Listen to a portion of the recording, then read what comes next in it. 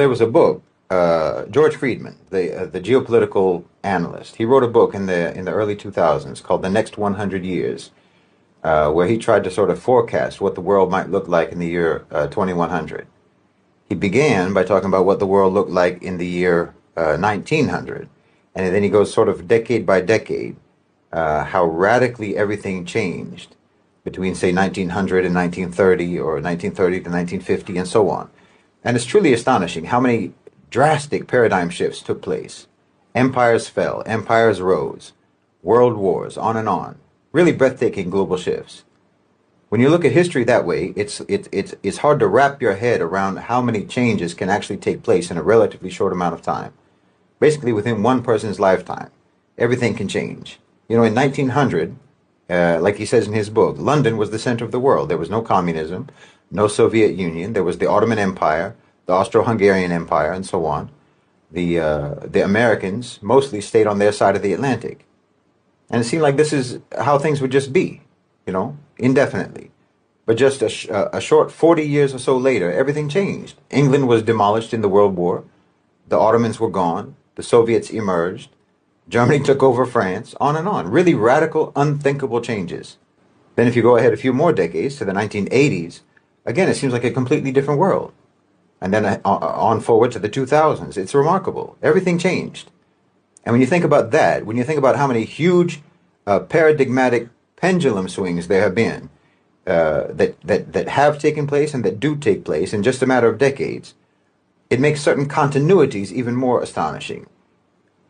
When you're able to maintain a constant amidst the radical changes that sweep over every other element of international relations, global power relationships, international relations, and so on, when you're able to actually keep something unchanged, it lets you know just how important, how paramount it is that this particular status quo remains intact, how important it is to those who are keeping it intact.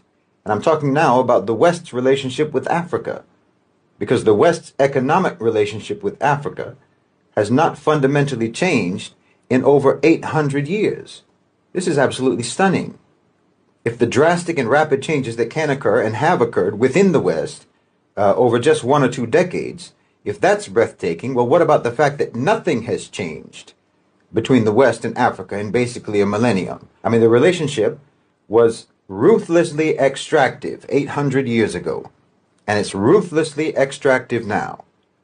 And you can't help but recognize that keeping things this way simply must not only be important to the West, but literally it must be the most important thing to the West. It's so important to them that they have always maintained this status quo no matter what else changes in the world. Wallahi, they're dedicated to the subjugation and the exploitation of Africa more than they're dedicated to anything else. Everything else is allowed to change except for this. This must never change. And it's not difficult to see why. I mean, it's the subjugation and the exploitation of Africa that has enabled the West to impersonate a superior civilization. It's like a con man, you know, a drifter who tries to convince people that he's some sort of an aristocrat or a monarch or something. Well, he needs to have some kind of a display of a monarch's wealth in order to be convincing.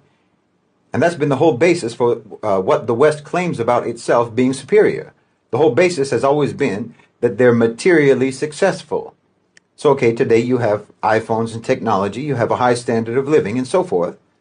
So that means that you must be better. You must be more intelligent. You must be more evolved. You must be more civilized, more advanced than the rest of us.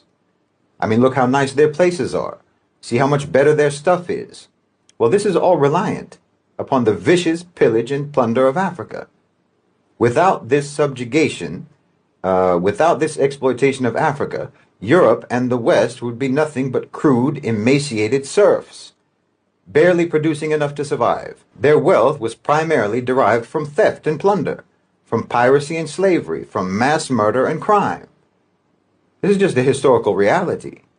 Because of the subjugation of Africa, first through chattel slavery, the extraction of Africa's human resources, and now through the extraction of natural resources, the West has been able to maintain this artificial, unearned status as a so-called civilization.